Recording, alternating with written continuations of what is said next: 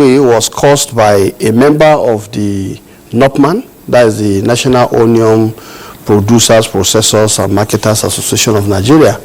But we're very happy also that the NOPMAN did not just leave the matter like that. They were able to trace the member that went and imported this adulterated or fake, seed, and leading to all the losses that you are talking about. And they've handed that person over to the security, agencies already. But the problem at hand is the fact that because of this, there is a projection that 60% of the projected, output will definitely not be available. And our concern here is that, onion is one of the sensitive commodities in terms of the inflation in the country. And that's why we are concerned.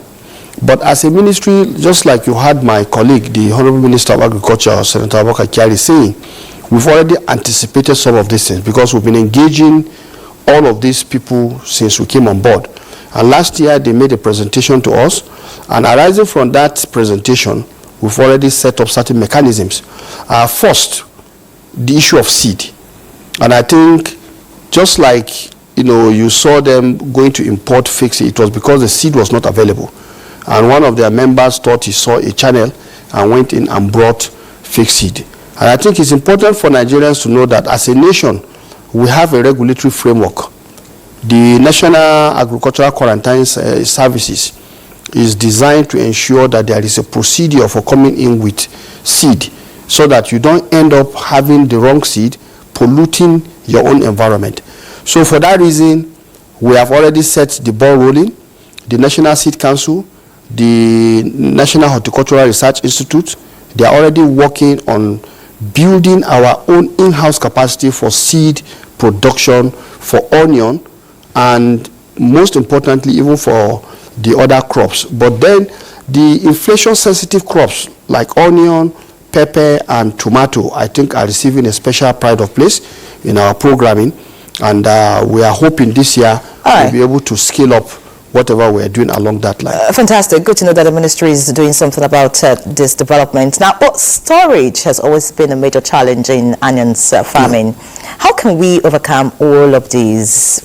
Any plans from the ministry? Yeah, well, storage is a function of so many things. And for onions, for example, I think the minister just came back from Egypt, where we had a trade, relation visit. And I think he was able to explore some of these issues. And I think we've seen a window where right now we are working. There's a technical working group that is going to work to see how we can also look at what technology to adopt to support the storage of onions, for example. I think the method we are using vis-a-vis the method that the minister saw in Egypt, it showed the Egyptian method is giving them up to 80% protection in terms of reduction in post-harvest, which means they lose just maybe less than 20%. So we are exploring avenues to see what we can do to learn and then to bring back technology that will help our farmers to be able to store these commodities so that the shelf life is longer, availability is increased, and that way the price will not be a problem for citizens. All right, because of time, there are actually so many issues to talk about, but we have to go. What's your advice to farmers generally? Well, my advice is this. Mr. President, President Bola Ahmed Tinubu has said, plant the right seed, feed an entire nation. So seed is very important. Therefore, farmers should avoid going to bring any kind of seed. Seed are normally developed for specific agroecologies, for specific locations, and we are doing our best. Our research institutes are there. When you are not able to get a solution, approach us. We'll link you up with the right location where you're going to get the right seed.